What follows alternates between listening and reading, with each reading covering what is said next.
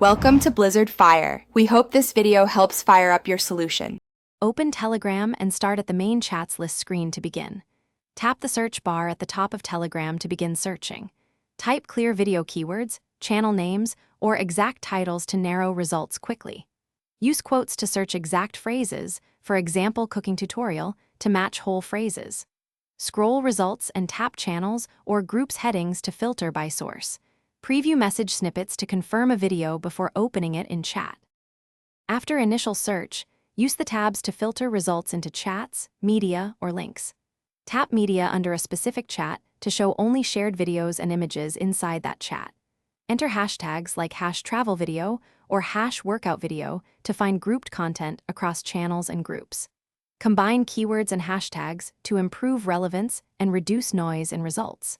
Use the channels heading to jump directly to public sources that likely host more videos. If search is slow, try inline or helper bots designed to find videos across public channels. For example, use an inline bot by typing at followed by the bot name and your keywords. Save any useful video to saved messages to access it later from any device instantly. Open channel media sections and pin important videos to keep them handy. Finally, check Telegram downloads in settings to manage stored video files and free space on your device.